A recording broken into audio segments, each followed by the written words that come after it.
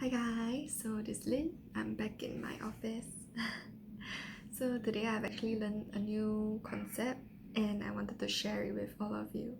So I think many of us would have heard of the stages of grief, where when you lost someone close, a loved one or a close friend, you might have gone through these stages yourself. So the stages of grief includes shock. So when you first heard that perhaps your loved one have passed on, you might be in shock that you don't want to come.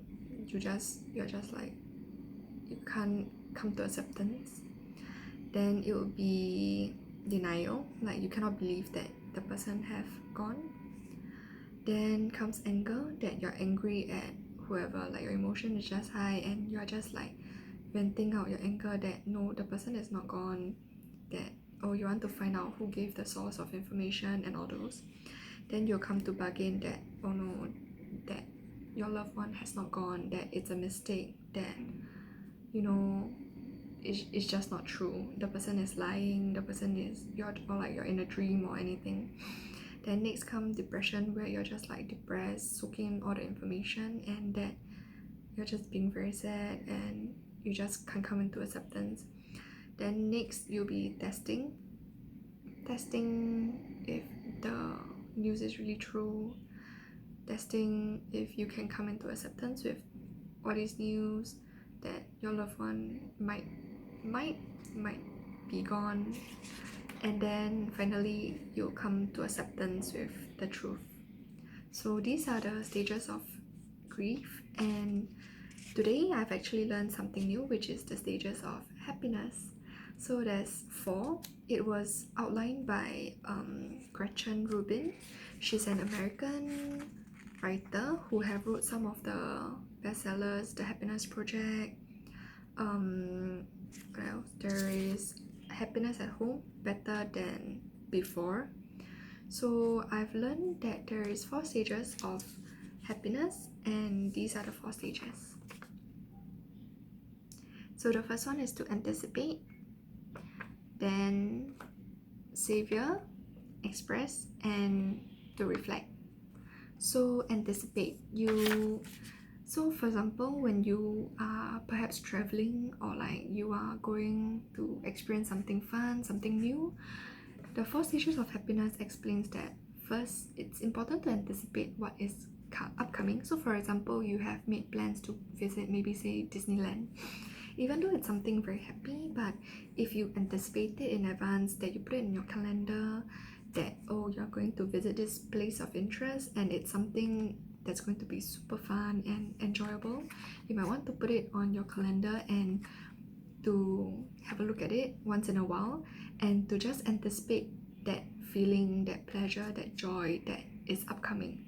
So it keeps you happy, it makes you want to experience it soon, and it will keep you in a state of like happiness, joy, of like wanting that day to come by soon. So the second stage is to savor. So when the day has finally come, you're at Disneyland for example, you would want to savor the experience at Disneyland, or like even if you're just traveling to see cherry blossoms or to enjoy an activity, maybe it's a day at the beach, or it's just maybe say a quiet reading time by yourself. If you can savor the experience, that joy, that blissfulness, that feeling of peace, then you'll be able to soak in all the experience and to just be in that state of happiness. So that's the second step, savor. So the third one is express. Express meaning you can express the happiness that you felt with yourself or with a friend. So when you express it, you tend to remember it longer. You are able to share the joy, that feeling after the event that you have been through. Yeah, you can just like share your happiness, share with people, and that's the third stage of happiness, to share it with people or to share it with yourself. And then the 4th stage is to reflect.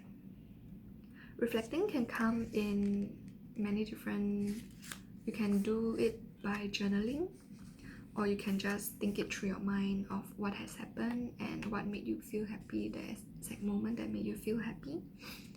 And you can also just to record it down, maybe like but through a video, a vlog, a blog even, to reflect what has happened and what made you feel happy.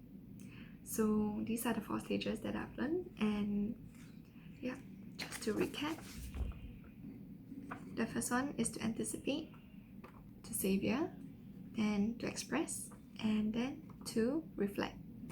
So I guess a lot of people, they are always very focused on sadness, and they're more, whenever they're feeling sad, they are more into voicing out their sadness or their unhappiness, anything that made them angry. But I think it's also important to express when you're happy. So try to be the change that you want to be, and I hope that you will be able to experience these 4 stages of happiness more. Yeah, I think it's very useful. So it will keep you in the state of elevated happiness for a longer period of time, I guess. Yeah, so that's all for me for today. I'll see you in my next video. Bye bye.